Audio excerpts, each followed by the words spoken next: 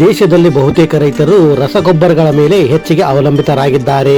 ಅಧಿಕ ಇಳುವರಿ ಪಡೆಯುವ ಸಲುವಾಗಿ ಡಿಎಪಿ, ಎನ್ಪಿಕೆ, ಯೂರಿಯಾ ಸೇರಿದಂತೆ ಅನೇಕ ರಸಗೊಬ್ಬರಗಳನ್ನು ಹೆಚ್ಚಿನ ಪ್ರಮಾಣದಲ್ಲಿ ಬೆಳೆಗಳಿಗೆ ನೀಡುತ್ತಿದ್ದಾರೆ. ಇದರಿಂದಾಗಿ ಹೊಲಗಳಲ್ಲಿನ ಮಣ್ಣಿನ ಫಲವತ್ತತೆ ಕಡಿಮೆ ಆಗುತ್ತಿದೆ.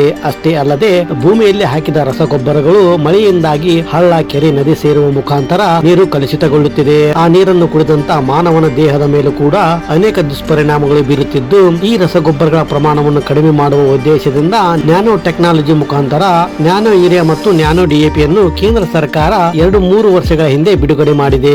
ಇದೊಂದು ಪರಿಸರ ಸ್ನೇಹಿ ದ್ರವ ರೂಪದ ಗೊಬ್ಬರವಾಗಿದ್ದು, ನ್ಯಾನೋ ಡಿಎಪಿ ಇದರ ಬೆಲೆ 500 ml ಬಾಟಲ್ಗೆ 600 ರೂಪಾಯಿ ಇದೆ. ಇನ್ನು ಯೂರಿಯಾ 500 ml ಬಾಟಲ್ಗೆ 210 ರೂಪಾಯಿ ಇದೆ. ಇನ್ನು ರೈತರು ಇದನ್ನು ಯಾವ ರೀತಿ ಉಪಯೋಗಿಸಬೇಕಂದ್ರೆ, ಮೊದಲು ಬಿತ್ತನೆ ಮಾಡುವ ಸಂದರ್ಭದಲ್ಲಿ ಬೆಳೆಗಳಿಗೆ ರಸಗೊಬ್ಬರಗಳನ್ನ ತಳಗೊಬ್ಬರವಾಗಿ ಬಳಸಬೇಕು. 1 ತಿಂಗಳು ಬೆಳೆದಂತಹ ಬೆಳೆಗೆ ನ್ಯಾನೋ ಯೂರಿಯಾ ಅಥವಾ ನ್ಯಾನೋ ಡಿಎಪಿಯನ್ನು ಬೆಳೆಗಳಿಗೆ ಸಿಂಪಡಣೆ ಮಾಡುವುದರ ಮುಖಾಂತರ ಉತ್ತಮ ಫಲಿತಾಂಶವನ್ನು ರೈತರು ಪಡೆಯಬಹುದಾಗಿದೆ. ಇನ್ನು ಬೆಳೆಗಳಿಗೆ ಅನುಗುಣವಾಗಿ 1-2 ಬಾರಿ ನ್ಯಾನೋ ಗೊಬ್ಬರಗಳನ್ನು ಬಳಸುವುದರಿಂದ ಖರ್ಚು ಕಡಿಮೆ ಆಗುವುದಲ್ಲದೆ ಇಳುವರಿ ಹೆಚ್ಚಿನ ಪ್ರಮಾಣದಲ್ಲಿ ಬರಲಿದೆ. ಯೂರಿಯಾ ಗೊಬ್ಬರದ ಅಭಾವದ ಈ ಸಂದರ್ಭದಲ್ಲಿ ನ್ಯಾನೋ ಯೂರಿಯಾ ಸಿಂಪಡಣೆ ಮಾಡುವುದು ಉತ್ತಮ. ಫ್ರೆಂಡ್ಸ್, ನ್ಯಾನೋ ಯೂರಿಯಾ ಹಾಗೂ ನ್ಯಾನೋ ಗೊಬ್ಬರದ ಮಾಹಿತಿ ಇಷ್ಟ ಆದ್ರೆ ಲೈಕ್ ಮಾಡಿ, ಶೇರ್ ಮಾಡಿ ಹಾಗೂ ತಪ್ಪದೆ ನಮ್ಮ ಚಾನಲ್ ಸಬ್ಸ್ಕ್ರೈಬ್ ಮಾಡಿ.